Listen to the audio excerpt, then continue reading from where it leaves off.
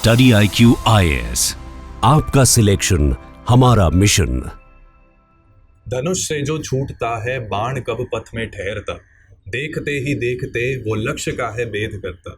लक्ष्य प्रेरित बाण है हम, ठहरने का काम कैसा, लक्ष्य तक पहुंचे बिना पथ में पथिक विश्राम कैसा। बहुत बहुत स्वागत है दोस्तों आप सभी का स्टडी IQ के यूट्यूब चैनल पे। मेरा नाम है चंदन शर्मा, आपका faculty for history and current affairs. और आज मेरे साथ मौजूद हैं एक बहुत ही special guest, Shri Alok Ranjan sir, जो कि उत्तर प्रदेश के फॉर्मर चीफ सेक्रेटरी रह चुके हैं और सर टीम स्टडी IQ के साथ काफ़ी लंबे अरसे से जुड़े हुए हैं। सर, मुझे ये बताते हुए बहुत खुशी हो रही है कि रिसेंटली आपने लास्ट ईयर जिन्हें मेंस रेजिडेंशियल प्रोग्राम में थोड़ी गाइडेंस दी थी, दीक्षा पाटकर, उनका इस साल रिसेंटली 88th रैंक आया है 2025 एग्जाम में। बहुत बधाई उनको। सर की गाइडेंस और जो सर मोटिवेट करते रहते हैं फ्रॉम टाइम टू टाइम, वो हम सबके अंदर एक प्रेरणा प्रोड्यूस करता है कि हम अपना जो काम कर रहे हैं उसे और भी सच्ची निष्ठा और डिटर्मिनेशन के साथ करें। तो सर, आज इस सेशन में सबसे पहले एक मैं सवाल पूछना चाहूँगा। बिल्कुल आपसे क्लैरिटी चाहूँगा कि कई बार यूपीएससी के पूरे प्रोसेस में जैसे हमारे जो स्टूडेंट्स सेलेक्ट हो जाते हैं तो they definitely have a very bright future ahead of themselves, लेकिन काफ़ी सारे ऐसे स्टूडेंट्स भी होते हैं, sincerest of the sinceres, who are unable to make it to final merit list. तो अभी तैयारी करते हुए स्टूडेंट्स के मन में ये एक डर रहता है कि व्हाट इफ़ मेरा फाइनल मेरिट में नाम नहीं आया, क्या ये जो मैं समय अपना इन्वेस्ट कर रहा हूँ इन दी एग्ज़ाम्स प्रिपरेशन, तो ये फलीभूत होगा कि नहीं होगा। खासकर प्रीलिम्स से पहले ये जिटर्स कुछ ज़्यादा ही आने स्टार्ट हो जाते हैं। तो sir, how to handle these feelings and emotions that we face? ये आपने बहुत ही अच्छा सवाल पूछा एंड इट्स वेरी रिलेवेंट जो आपने बात पूछी है। और एक्चुअली अगर आप देखिए आज भी और मेरे टाइम पर भी, जी सर, यूपीएससी का जो एग्ज़ाम है उसमें सक्सेसफुल होना ज़्यादातर यंग बॉयज़ एंड गर्ल्स की एक ड्रीम होती है एंड उस ड्रीम को वो बहुत दिन से संजोए रखते हैं अपने मन में एंड उसके बाद फिर बहुत तैयारी करते हैं और यूपीएससी का एग्ज़ाम देते हैं। So yes, it is a big thing for any young boy and girl कि यूपीएससी में सफल हो पाते हैं या नहीं हो पाते हैं। तो जैसा आपने कहा, बड़ी कड़ी मेहनत के बाद कई लोग सक्सीड करते हैं, तो जो सक्सीड करते हैं ऑफ कोर्स उनके लिए तो रास्ता खुल जाता है। IAS हो, फॉरेन सर्विस हो, पुलिस सर्विस हो, एलाइड सर्विसेज हो, तमाम सर्विसेज में उनको मौका मिलता है अपना हुनर दिखाने का and a very nice and a good life opens up for them. आगे खुल जाता है उनको एक मौका। अब क्वेश्चन ये आता है कि जो लोग नहीं सक्सीड किए उनके साथ ज़रूर एक बात आती है कि इतने अटेम्प्ट दिए या इतने साल लगा दिए, उसके बाद नहीं सक्सीड किए तो क्या होगा। तो जो आपने सवाल पूछा कि जब आदमी प्रिपरेशन स्टार्ट करता है, ये जो एग्ज़ाम है बहुत ही मुश्किल एग्ज़ाम है, there is no doubt about it, हमेशा से रहा है। Because simply you are selecting very few people. मतलब अभी भी जो कहते हैं कि 12 लाख ने फॉर्म भरा, 8 लाख ने प्रीलिम दिया, जैसे पिछले साल की फिगर थी कुछ, and ultimately about 800 to 900 get selected. Exactly. तो वो क्या परसेंटेज है? हार्डली एनी परसेंटेज, 0.00 कुछ करके परसेंटेज के लोग जो हैं वो सेलेक्ट हो पाते हैं। तो सफलता इतनी आसान इसमें नहीं है। इट्स अ वेरी मतलब बड़ा ऊंचा पहाड़ है जिसको स्केल करने की ज़रूरत है। तो इट्स अ डिफिकल्ट एग्जाम, तो ये पहले से समझना पड़ेगा। तो नेचुरल सी बात है कि इस एग्ज़ाम को देते समय यंग बॉयज़ एंड गर्ल्स के मन में ये बात ज़रूर आएगी कि क्या होगा अगर हम सफल नहीं हुए, क्या होगा। और बीच बीच में क्या एंग्जाइटी भी आती है प्रिपरेशन में। ऐसा नहीं है कि सभी को आती है, even those who get selected, even मैं तक कहूँगा जो टॉप भी करते हैं उनको भी आती है। Correct. जब वो तैयारी कर रहे होते हैं तो उनके अंदर भी एंग्जाइटी होती है, क्या होगा अगर मैं सक्सीड नहीं किया। बिकॉज जब आप पढ़ाई कर रहे होते हैं, प्रिपरेशन कर रहे होते हैं, तो you realise that the course is so vast. आपको इतना लंबा चौड़ी तैयारी करनी है, क्वेश्चन कहीं से भी पूछा जा सकता है, कुछ भी पूछा जा सकता है, तो you have to be knowledgeable about so many things. तो कभी कभी लगता है क्या मेरा प्रिपरेशन एडिक्वेट है, ये अंदर से सवाल आता है। अरे मुझे लगता है मेरी तैयारी पूरी नहीं हो रही है, मैं सही तरीके से तैयारी नहीं कर पा रही हूँ, या मैं जितना अच्छा करना चाहती हूँ उतना नहीं कर पा रही हूँ, मुझे नहीं लगता मैं सिलेक्ट हो पाऊंगी। ये जो प्रश्न अंदर से आने शुरू होते हैं ना, वो सबसे ज़्यादा दिक्कत में होते हैं। इसमें तो मेरा यही कहना है कि सबसे पहले तो one should have full confidence in one self. ये बड़ा इंपॉर्टेंट है। डिफिकल्ट है, कम लोग सेलेक्ट होते हैं, बट होते तो है ना सेलेक्ट, बिल्कुल होते हैं। And those who get selected are those people who work hard systematically with focus और तैयारी करके, और उनका एकेडमिक अच्छा होता है रिकॉर्ड, और वो सेलेक्ट होते हैं। ऐसी बात नहीं है कि नहीं होते हैं। तो एक कोई इम्पॉसिबल नहीं है सेलेक्ट होना, बिल्कुल पॉसिबल है और अच्छे होते हैं लोग। तो इसलिए पहले सबसे आत्मविश्वास रखना बड़ा इंपॉर्टेंट है। जो आपने कहा, ये फीलिंग नेगेटिविटी ही नहीं आनी चाहिए।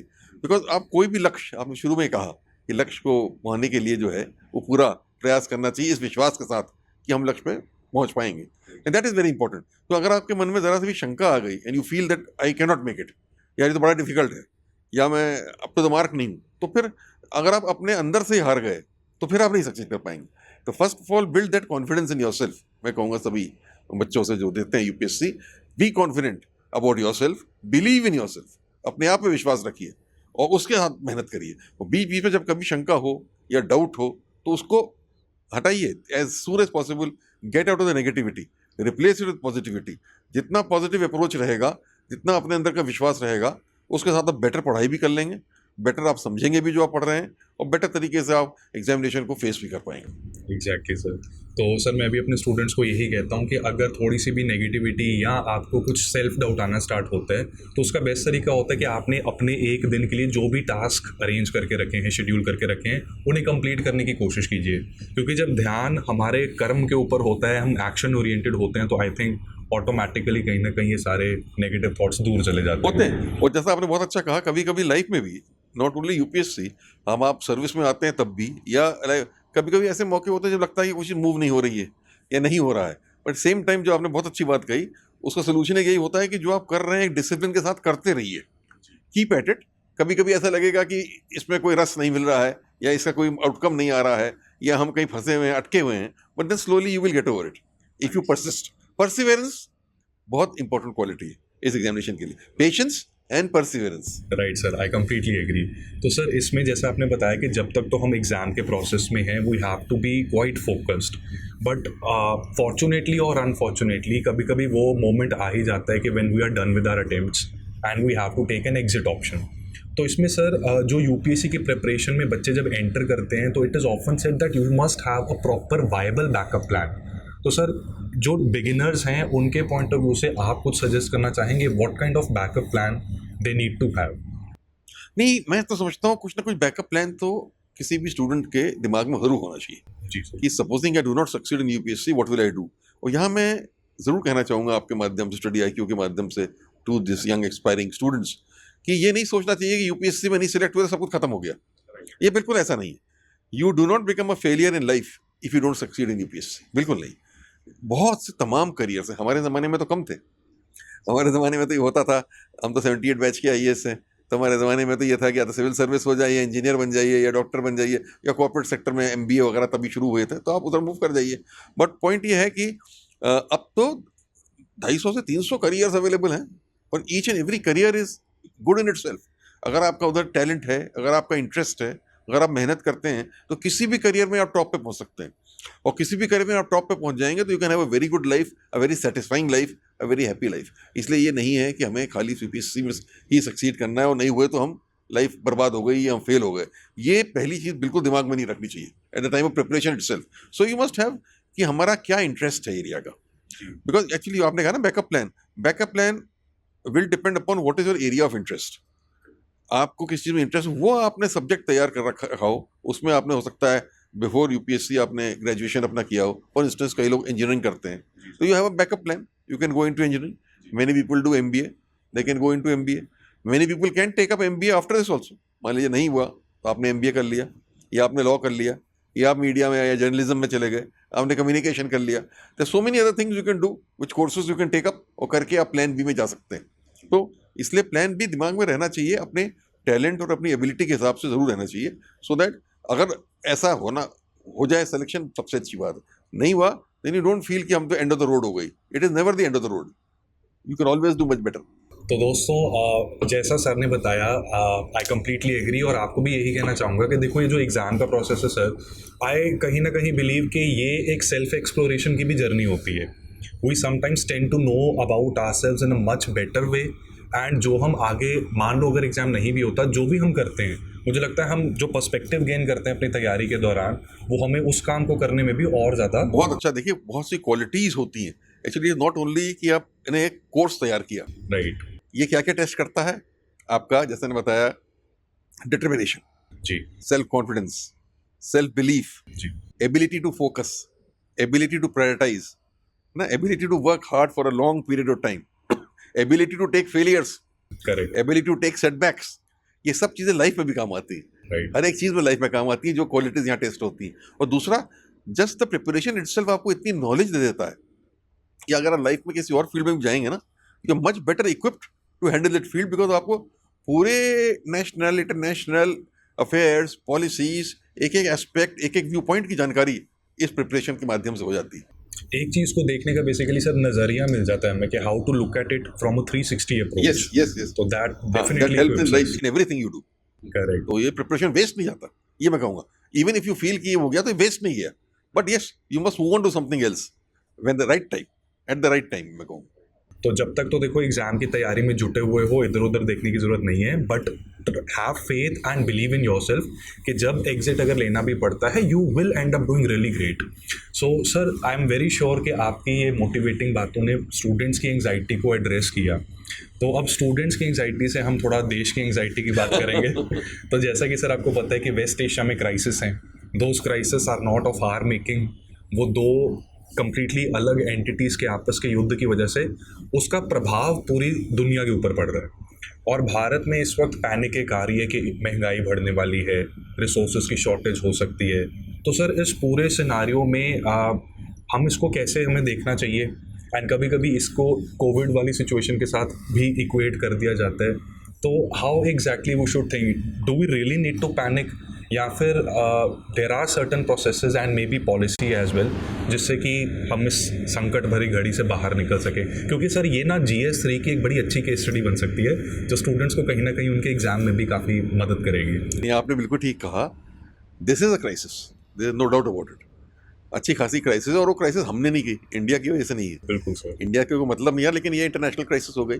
Not only India but rest of the world also is being affected by it. Number 2, मैं ये कहना चाहूँगा कि लाइफ में, ये मेरा अपना अनुभव है, in life also lot of crisis come. बहुत ऐसी चीज़ें आती हैं आपकी लाइफ में जो को क्राइसिस होती है, बिल्कुल लगता है कि क्या होगा क्या होगा, चीज़ बुरी सी बुरी भी चीज़ हो जाती है, कभी कभी कुछ हो जाता है। एट द सेम टाइम हमेशा अगर आप उस क्राइसिस को एक अवसर के रूप में देखिए, एज एन अपॉर्चुनिटी, कि ये एक अवसर है, अपॉर्चुनिटी, और convert it into an opportunity, तो वो अल्टीमेटली लाइफ में भी लीड करता है into greater growth of your personality. You become a much better human being, a much more competent person, a much more learned person. You learn so much more from a crisis. मैं कहता हूँ जो ये होते हैं adverse situations, they give you much more learning value than happy situations. Exactly. You know, they give you much more. Right. In the same way, देश के लिए भी मैं समझता हूँ ये क्राइसिस तो है बहुत बड़ी, but it is also an opportunity, and we should view it as an opportunity. And a positive mindset होना चाहिए ना। है क्राइसिस है, कुछ दिन तक उसका कुछ परिणाम होंगे, जैसा प्राइस राइज आपने कहा, प्राइस राइज हो सकता है, बढ़ेगा, कुछ दिन तक कुछ कंस्ट्रेंट्स होंगी, कुछ शॉर्टेजेस होंगी इकोनॉमी में, it might affect even employment and other things for some time, this kind of things happen, rupee की वैल्यू और उससे अफेक्ट हो सकती है, many things will happen. At the same time this is a great opportunity to, for instance, ये दिखाता है कि हमको ये क्राइसिस क्यों हो रही है, बिकॉज हमारी ऑयल पे और LPG पे डिपेंडेंस 85 to 90% है। बिल्कुल सर। है ना, we are getting it from outside, इसीलिए हम इतने परेशान हैं। So now this is an opportunity कि हम अपनी एनर्जी सिक्योरिटी पॉलिसी लाएं, we develop our energy security, हम इस ऑयल के और LPG के उससे बाहर निकलें। Let us see what are the alternatives, let us explore the alternatives.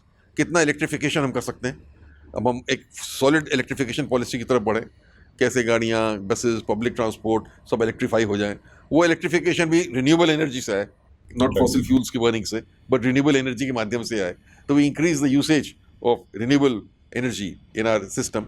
Biofuel की पॉलिसी बना सकते हैं, बायोफ्यूल्स को हम लोग यूज़ करें, हो भी रहे हैं, बात हो रही है, लेकिन बायोफ्यूल एग्रीकल्चर प्रोड्यूस से नहीं, पर बायोफ्यूल एग्रीकल्चर रेजिड्यूज से हम उसको सामने लाएं, जैसे राइस स्ट्रॉ हुआ, व्हीट स्ट्रॉ हुआ, बैगैस हुआ, उस सब से हम अगर बायोफ्यूल डेवलप करें।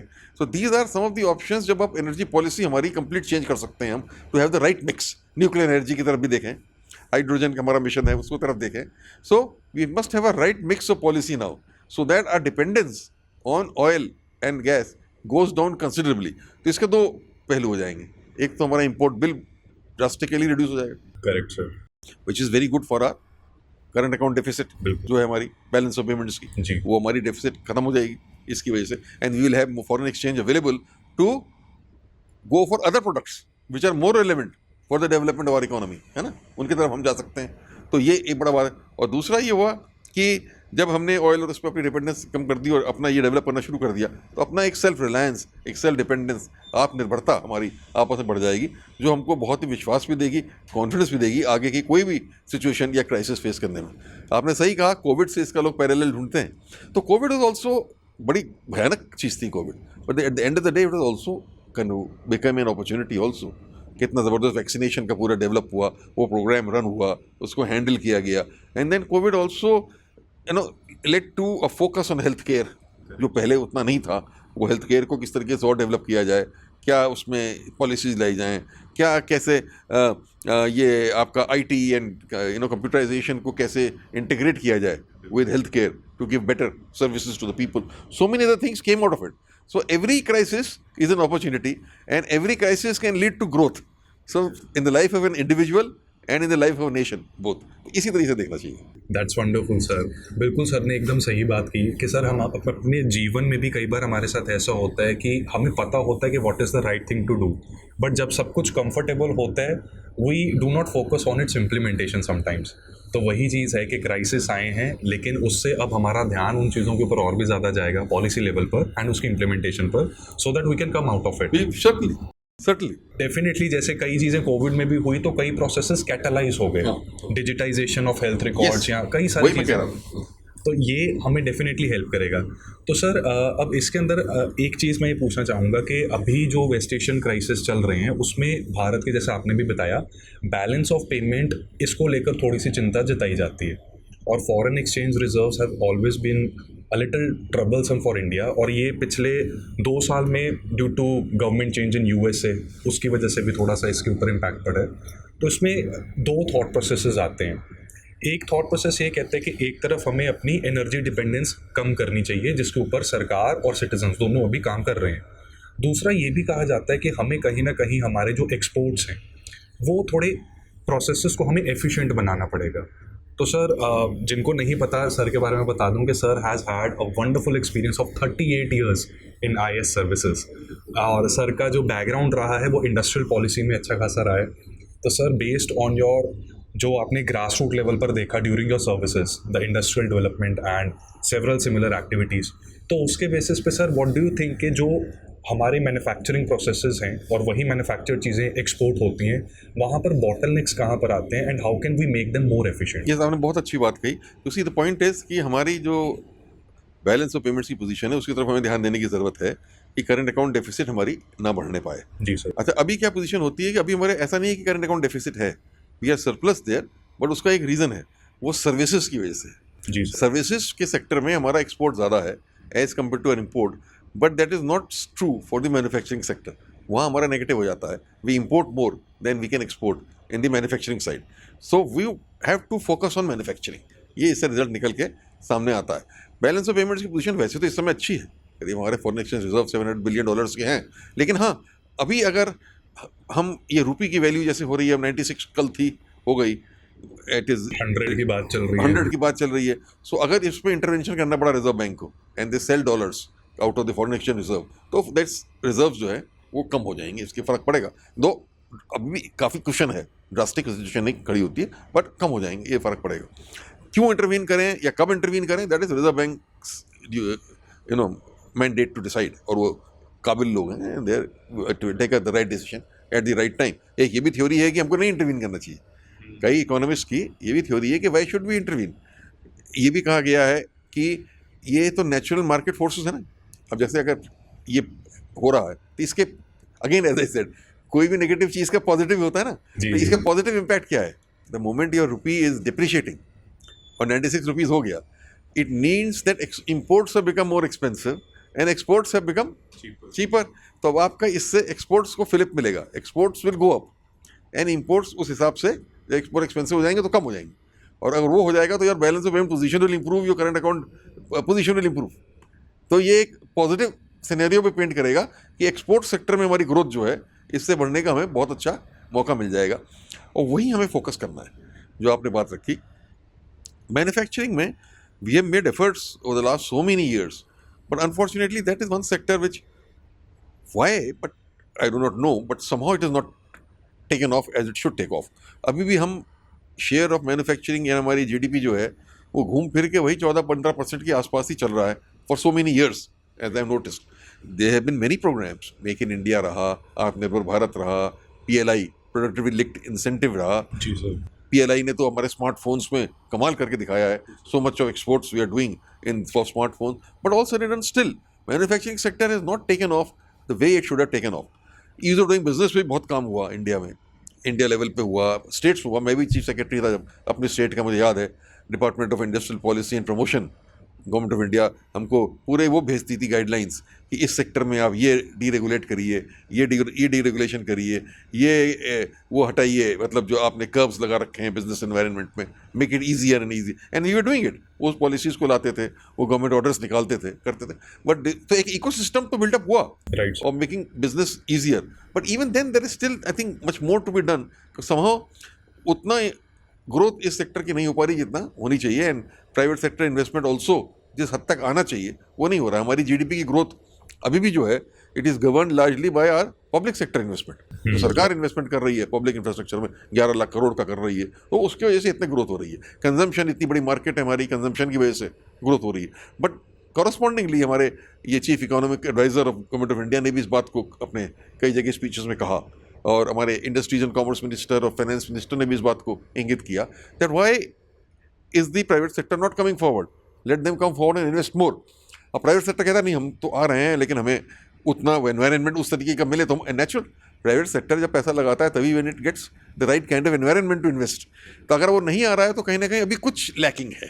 सो those things have to be handled, more deregulation, faster decision making, faster implementation. There may be so many other things which we need to do to attract private sector investment more and more into the economy.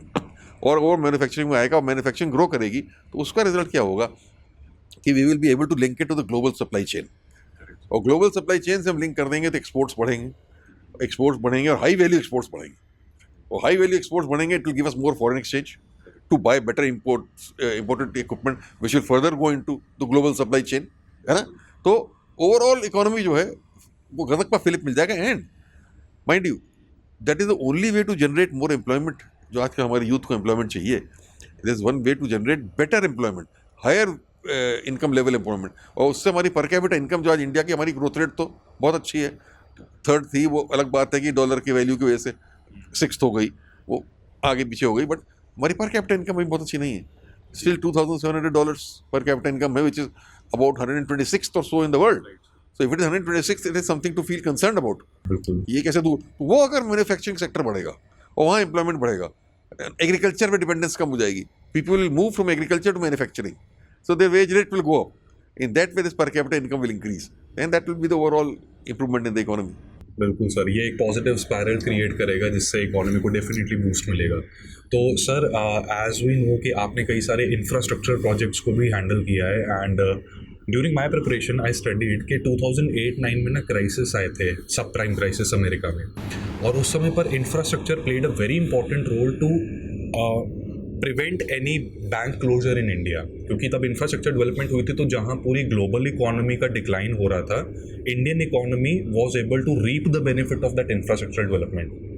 तो sir, infrastructure के point of view से आने वाले समय में, और अभी तक हमने जो अचीवमेंट्स किए हैं, खासकर उत्तर प्रदेश में, क्योंकि आपने पर्सनली और एज एन एडमिनिस्ट्रेटिव पोजीशन के ऊपर बैठकर काफ़ी क्लोजली चीज़ों को वॉच किया है, तो इसमें आपको लगता है कि ये can be the key for putting India back to the top position?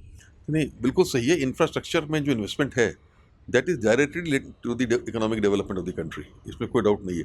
Infrastructure अच्छा होगा तभी इंडस्ट्रियल डेवलपमेंट होगा, तभी और तरीके के इकोनॉमिक डेवलपमेंट होगा। इंफ्रास्ट्रक्चर तो बेसिक चीज़ है, base which is required, and उसमें इन्वेस्टमेंट होना बहुत ज़रूरी होता है। And not only the subprime crisis के बाद, but I can remember even before that, I remember बहुत ज़बरदस्त फोकस करीब 2000 के आसपास से, I remember, has been on increasing investment in infrastructure, और आज भी इट इज़ हाईली प्रायोरिटाइज। जैसे मैंने फिगर आपको अभी बोली, 11 लाख करोड़ करीब पब्लिक इन्वेस्टमेंट हमारा इंफ्रास्ट्रक्चर में हो रहा है, and even states are giving, all states are giving a lot of priority to investment in infrastructure. तो उससे इकोनॉमिक ग्रोथ होती है, उस डायरेक्ट उसका कॉन्सिक्वेंस है, उसका डायरेक्ट लिंकेज है। इसलिए हर गवर्नमेंट को, चाहे वो सेंट्रल गवर्नमेंट की हो या स्टेट गवर्नमेंट की हो, उसको इस पर फोकस करना बहुत ज़रूरी है, बिकॉज इसी से फिर आगे चल के एम्प्लॉयमेंट जनरेट होगा और इकोनॉमिक डेवलपमेंट कंटिन्यूसली सस्टेन हो पाएगा, और इंक्लूसिव डेवलपमेंट भी इसी के माध्यम से जो है वो हो पाएगा। नाउ पॉइंट ये है कि इंफ्रास्ट्रक्चर डेवलप करने के लिए who should do it? whether government or private sector. The whole idea is that government has to take the lead. Initial government को लीड लेनी पड़ती है क्योंकि पैसा गवर्नमेंट को ऐसा रहता है कि लगा सकती है पहले. प्राइवेट सेक्टर लगा के उतनी देर वेट नहीं कर पाता, it wants returns early. But then slowly an atmosphere is getting created where you can have partnership with the private sector in a big way. जो पब्लिक प्राइवेट पार्टनरशिप के models हैं उनके थ्रू इक्विटी, वो annuity model है, hybrid annuity model है, EPC model है, so many other models are there through which you can work. और work करके जो आप इन पब्लिक इंफ्रास्ट्रक्चर क्रिएट करेंगे प्राइवेट सेक्टर को भी इन्वॉल्व करते हुए, देन एक तो एक्सेलेंट इंफ्रास्ट्रक्चर क्रिएट होगा और दूसरा वो फास्टर क्रिएट होगा and it will lead to the development of the economy. और मेरा एक्सपीरियंस मेरी भी स्टेट में ही रहा, उत्तर प्रदेश का. मैं रहा जब चीफ सेक्रेटरी रहा तो लखनऊ आगरा एक्सप्रेस पे बनाया हमने. जी सर. हमने लखनऊ मेट्रो बनाई. ये सम ऑफ दी मेजर प्रोजेक्ट्स थे. और भी सिटीज़ में मेट्रो प्रोजेक्ट का पूरा डीपीआर बनाया, फिजिबिलिटी स्टडी करी, इनिशियल काम शुरू किया. तो all this thing was done at that time. The whole idea was to give a fillip to overall economic development by focusing on infrastructure. जी सर, इसमें ना एक पैराडॉक्सिकल क्वेश्चन मैं थोड़ा सा पूछना चाहूँगा, because as a citizen of this country and as someone who is a little curious about how things work in the administration, तो उसमें ना आई हैव रेड कि जब हम गवर्नमेंट जब कोई कंस्ट्रक्शन प्रोजेक्ट या कोई भी प्रोजेक्ट निकालना होता है तो उसका प्रोसेस कुछ ऐसा होता है that the contract for so and so development is given to the person जो सबसे लोएस्ट बिड डालता है. तो आई समटाइम्स वंडर कि अगर हम इस सिस्टम को फॉलो करें तो उसमें बाय डिफ़ॉल्ट कहीं ऐसा नहीं होगा कि अगर कॉन्ट्रैक्टर ने भी अपना कुछ प्रॉफिट मार्जिन निकालना है और लोएस्ट बिड डालने वाले को अगर हम रिवॉर्ड करेंगे कॉन्ट्रैक्ट, तो कहीं ना कहीं क्वालिटी कॉम्प्रोमाइज़ हो सकती है. और ये चीज़ फिर मैंने दिल्ली मेट्रो की एक केस स्टडी पढ़ी थी जहाँ पर डॉक्टर ई श्रीधरन, उन्होंने जब दिल्ली मेट्रो को कंस्ट्रक्ट करना था, so he specifically put forward this condition that if he believes that the lowest bid डालने वाली पार्टी is not capable enough to create this infrastructure or to create this metro, तो I have the liberty कि मैं second number वाली party को दे सकता हूँ कि if I am assured, if the administrative setup is assured कि वो quality better create करेगी. तो सर ये मेरा अक्सर सवाल रहता है कि वो तो एक चलो एक this particular thing is one exception कि यहाँ पर कर दिया, बट अक्सर एडमिनिस्ट्रेशन में any officer who has to deviate from this particular position, तो कहीं ना कहीं डर भी रहता है कि क्वेश्चंस क्रिएट होंगे, लाइमलाइट में आ जाओगे. तो सर इसका कोई इलाज और इस मॉडल का कुछ इम्पैक्ट पड़ता है इंडिया के इंफ्रास्ट्रक्चर डेवलपमेंट पे? And it is a very relevant issue that you raised. और मैंने जब सर्विस में आया तो शुरू से ही मैं भी इस प्रॉब्लम से रेसल किया है, देखा है मैंने. This is a major problem that government L1 या लोएस्ट से को ही आपको होता है कि आप लोएस्ट के साथ कॉन्ट्रैक्ट करिए. Now there is a reason behind it. Reason is they are dealing with public money. Public money को डील करने के लिए you have to spend it in the best possible manner. और बेस्ट पॉसिबल मैनर कैसे होगा कि भाई आप टेंडर करिए ओपन, और टेंडर करके जो लोएस्ट ऑफर आएगा उसको आप दीजिए सो दैट आपका पब्लिक मनी सेव हो सके, है ना. You don't give it to somebody higher but give it to the lowest, so that the whole idea is that you save public money to utilize it better in some other things also. तो concept अपनी जगह सही है, कोई गलती नहीं है. लेकिन जो आपने कहा, होता क्या है कि अगर लोएस्ट ऐसा आदमी ने बिड कर दिया जिसकी क्वालिटी नहीं है या जिसके पास कैपेसिटी नहीं है काम करने की, तो वो रुइन कर देगा प्रोजेक्ट को. एंड अल्टीमेटली लोएस्ट जो है वो, मैं कभी कहा करता था, बिकम स्कैंडलस. स्कैंडलस ये हो जाता है कि प्रोजेक्ट भी ख़राब हो जाता है, उसकी क्वालिटी बहुत ख़राब हो जाती है, समटाइम्स वो उस टाइम में पूरा नहीं करता है, ओवररन हो जाता है, ओवररन हो गया कॉस्ट ओवररन हो जाती है, और वो बहुत उस पर नेगेटिविटी आ जाती है, बहुत एडमिनिस्ट्रेटिवली बहुत ही गलत हो जाता है वो पूरा चीज़. एंड जो पब्लिक को इंफ्रास्ट्रक्चर चाहिए वो सही तरीके का उनको नहीं मिल पाता. नाउ ये तो प्रॉब्लम है, but there are solutions to this. और आपने जो बताया कि दिल्ली मेट्रो का आपने केस स्टडी पढ़ी कि वो कहा कि मुझे ये अधिकार होना चाहिए कि मैं लोएस्ट को ना दूँ, सेकंड को दूँ. अब इसमें ये होता है कि ठीक है, ये थोड़ा सा रिस्की तो होता है for any officer, you know, because अब government is a huge machinery ना, गो तमाम डिपार्टमेंट्स से, तमाम प्रोजेक्ट्स, तमाम जगह काम हो रहा है, तो you can't just keep it individualistic. उसमें सिस्टम्स रूल्स बनाने ही पड़ते हैं. बिल्कुल. और सिस्टम रूल की ज़रूरत है कि आप एक तरीके से आप लोग इसको दें, नहीं तो भाई हर आदमी ये कह सकता है भाई मैंने सोचा ये नहीं ठीक है, मैंने किसी और को दे दिया ना. अगर आप उनकी इंटीग्रिटी है सही है तो वो सही डिसीजन हो सकता है, but then you do not know how to say whether that decision is right और not right in every case. वो उसके लिए सिस्टम्स बने हुए हैं, सिस्टम्स बन गए. अब now it is not so much of a problem. हमने भी जब एक्सप्रेस वे बनाया या मेट्रो बनाया, the system is very simple. जो आप RFP अपना फ्लोट करते हैं, request for proposal, you take 2 bids. One is known as the technical bid and second is known as the financial bid. तो पहले आप टेक्निकल बिड ही खोलते हैं. करेक्ट का। और टेक्निकल बिड में जो टेक्निकल पैरामीटर्स होते हैं जो होने चाहिए किसी भी कॉन्ट्रैक्टर को वर्क एग्जीक्यूट करने के लिए, वो उसमें लिस्टेड आउट होते हैं, including financial things like net worth कितनी है, कितना आपका टर्नओवर रहा है कितने पिछले सालों में, what is the value of your company, what are the various projects you executed, कितने रेंज के प्रोजेक्ट्स आपने एग्जीक्यूट किए हैं नहीं किए हैं, उन सब की मार्किंग होती है बाकायदा। Marks are allotted to each and every technical parameters and then they are totalled. और उसके कट ऑफ लेवल हो जाता है, जो उस कट ऑफ लेवल के नीचे हैं they are automatically eliminated. Okay. So you eliminate those people who are technically not competent or sound enough to handle that project. और फिर जो टेक्निकली क्वालिफाई हो जाते हैं उनका फाइनेंशियल बिड खोलते हैं। तो उसमें फिर if you go to the lowest there nothing wrong with it. Supposing 3 people qualify from the technical bid, all are equally competent technically as per your parameters, Correct. then you open the financial bid and you go for this। दूसरा एक quality वाला भी होता है, quality system QCB क्या करते हैं, system कहते हैं उसको।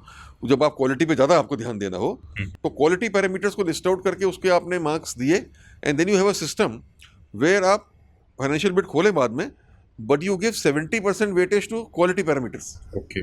And you give 30% weightage to financial parameter bid जो हुई है, जी। और उसका कंबाइन करके आप स्कोर निकालें, उस पर अवॉर्ड करें। दो उससे क्या होगा, then you will not get a poor quality product, you will be able to save money also, you go for financial prudence जो कि ज़रूरी है पब्लिक मनी में, but you also go for a technically more correct kind of evaluation of the bids. तो ये उसका answer है। So that's very wonderful. और सर ये बात कोई एडमिनिस्ट्रेशन में जो रह चुका है उसी से पता लग सकती थी, तो आई एम रियली ग्रेटफुल कि आपने ये चीज़ शेयर की। एंड क्लियरली सर ये नज़र आ रहा है कि हाउ गवर्नमेंट जो कॉन्ट्रैक्ट्स पे निकल रहे हैं ये भी सिस्टम कुछ यूपीएससी को ही मिमिक कर रहा है, प्री मेंस इंटरव्यू की तरह कि वहाँ पे एलिमिनेट हो रहे हैं and then they are moving forward for the. बिल्कुल। देखिए लखनऊ अगर एक्सप्रेस वे हमने बनाया, इतनी अच्छी क्वालिटी का बना, सभी लोग कहते हैं कि ऐतिहासिक बना है, reason was this only, we chose the best developers. तो and this system now allows you to choose the best developers. आप बेस्ट को डेवलप करेंगे तो बेस्ट रिजल्ट मिलेगा। बिल्कुल सर। सर अच्छा एक ना थोड़ी देर पहले एक स्टूडेंट से बात हो रही थी एंड उसमें ना एक चीज़ सामने आई कि हम इकोनॉमी की बात करते हैं, इकोनॉमी में नंबर्स की बात होती है, नंबर्स में हम अक्सर जीडीपी को देखते हैं, लेकिन जीडीपी हमेशा मतलब बिल्कुल ट्रू वैल्यू नहीं कई बार बताती। तो अभी मुझे रिसेंटली पता लगा कि आपकी एक बुक भी आई है which has a very beautiful title, beyond GDP. So sir एक देश की तरक्की के लेवल को जब हमें देखना होता है तो जीडीपी के अतिरिक्त हम क्या पैरामीटर्स देखिए आपने बहुत अच्छा कहा। वो किताब फॉर्चुनेटली कल ही रिलीज़ हुई है, ओम बुक इंटरनेशनल हमारे पब्लिशर हैं, वहाँ से रिलीज़ हुई है, बियॉन्ड जीडीपी जी sir, measuring happiness and wellbeing करके वो किताब का नाम है, रिलीज़ हुई है। उसमें मेरी थीसिस यही है कि GDP is taken as a measure of growth and development of an economy and rightly so it is a very valid indicator. मैं ये नहीं कहता गलत indicator, it is a very valid indicator, but what I want to say is GDP alone is not sufficient to say कि देश कितना विकास कर रहा है या सही दिशा में विकास कर रहा है, वहाँ के लोग खुश हैं कि नहीं है, वेलबींग है कि नहीं है। तो मैंने इस किताब में यही आर्ग्यू करने की कोशिश की है कि जीडीपी के साथ साथ we must take in other indicators. जैसे सबसे पहला मैंने अभी मेंशन किया था पर कैपिटा इनकम ही ले लीजिए। अगर हमारे जीडीपी ग्रोथ रेट में हम थर्ड है वर्ल्ड में मान लीजिए और पर कैपिटा इनकम में 126 हैं, तो फिर हमारे लोग नेचुरली लेवल ऑफ हैप्पीनेस या वेलबींग हम नहीं कह सकते कि लोगों की उतनी हाई होगी, because lot of people that means are living on very low levels of income. तो उसकी इनकम को हमको बढ़ाना है, तो दैट पर capita income itself becomes an indicator. Then there are human development indicators like education, like health. What is the level of health care? What is longevity? कितनी longevity है, कितनी एज है, कितनी diseases को कंट्रोल कर लिया है, कितना human capital is physically fit and mentally fit, ये सब चीज़ें हैं। Similarly what is the quality of education that is being imparted, what is the level of education being imparted, what is number of years of schooling, ये सब चीज़ human development indicator में आ जाती है। इसी तरीके से एक मैंने इस किताब में आर्ग्यू किया ग्रॉस नेशनल हैप्पीनेस का इंडेक्स, जो भूटान में निकल के आया कि how happy are the people. और हमने कहा ये देश में ये भी देखना चाहिए कि लोग खुश कितने हैं, you see, and that is a very important indicator. उसमें सोशल फैक्टर्स भी आ जाते हैं, पॉलिटिकल फैक्टर्स भी आ जाते हैं, इकोनॉमिक फैक्टर्स भी आ जाते हैं, पर्सनल इंडिविजुअल रिलेशनशिप फैक्टर्स भी आ जाते हैं। आज सोशल मीडिया का इन्फ्लुएंस क्या है क्या नहीं है वो भी आ जाता है। तो सो माइग्रेशन का असर होता है। तो so many factors which come in to try to determine how happy people of a nation are. तो इस किताब में मैंने ये आर्ग्यू करने की कोशिश की है कि ultimately the aim of public policy or even of the new age economics should not only be to focus on GDP growth rate but on happiness and well-being of the people. Right sir. I remember sir 2020 में if I am not wrong एक question भी आया था that how would you define happiness, ethics के paper में आया था. So I am really looking forward to reading your book. I am very sure हमारे यंग लर्नर्स भी इसमें से एथिक्स के पॉइंट ऑफ व्यू से, इकोनॉमी के पॉइंट ऑफ व्यू से काफ़ी कुछ सीखेंगे. बिल्कुल बिल्कुल बिल्कुल. एंड आज जो हमारा ये सेशन रहा sir, wonderful session. Why you should prepare for UPSC prepare करते वक्त बैकअप के बारे में कैसे सोचना है, कैसे कॉन्फिडेंस के साथ अपना एग्जाम देना है. And then we had really great discussions on several different dimensions related to general studies 3, economy, infrastructure and now the happiness index as well. तो सर बहुत अच्छा लगा. टिल देन अपना ध्यान रखिए, मिलते हैं अगले सेशन में. जय. स्टडी IQ IAS, आपका सिलेक्शन हमारा मिशन.